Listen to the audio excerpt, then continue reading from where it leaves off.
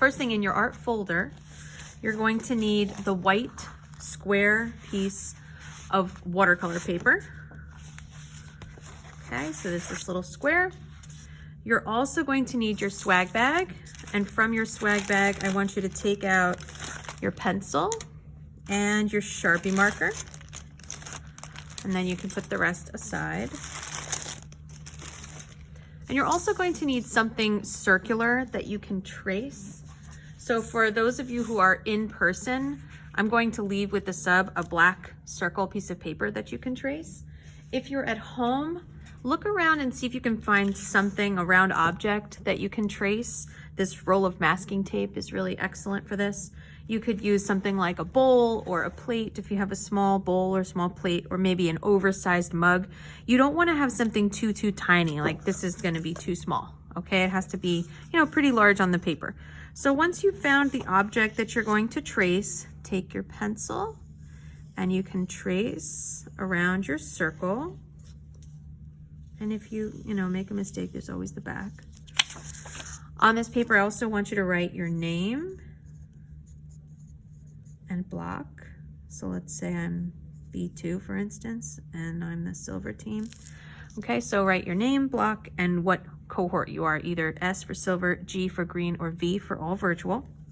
Then what you're going to do, you're going to look up a picture of something that you want to draw. Okay, so on my other computer, I actually looked up a picture of some trees that I'm going to draw.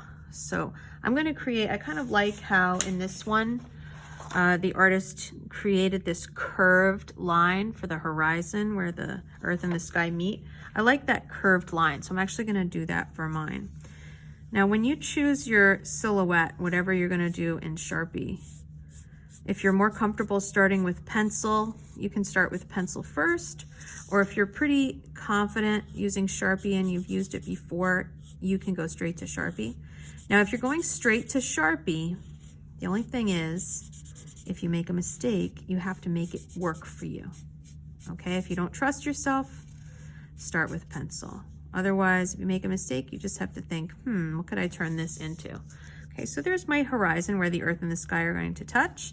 And then I'm going to look at the shapes of these trees. There's like a really neat little texture that you can create to show where those trees are going to go. Now, maybe you don't want to do trees.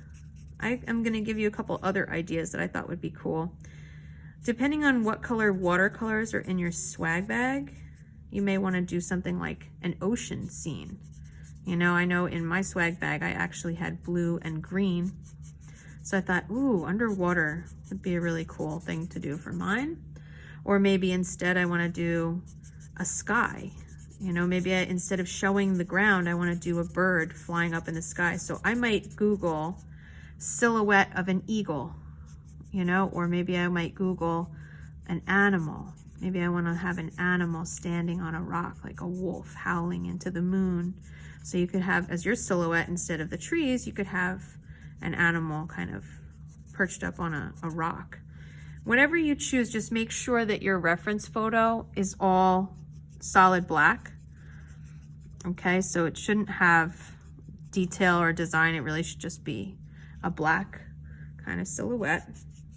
It might be nice to even leave some white spaces in my trees. I'm thinking that would be cool, because if you leave some little white spaces showing, then it will almost like shimmer in the light. So I'm going to even make this one a little taller to get it, have that shimmery effect of white showing through. Little speckles of light. Okay, so today you're going to take your time. You're going to find a nice reference photo. You can start in pencil if you're more comfortable with that, or you can go straight to Sharpie if that works. Let's say you can't find your swag bag. You can use black crayon instead of Sharpie. It will work the same way. Okay, so if you have a black crayon, you can use that instead of Sharpie. If you can't find your folder and you don't have this paper, you're not going to be able to do the watercolor. Okay, so if you can't find this paper or find some kind of watercolor paper, then you can just use plain white paper, and instead of doing watercolor later, you'll do something like color pencil. as another option. Okay, so this is what I want you to work on today, just the black part of your Aurora Sky.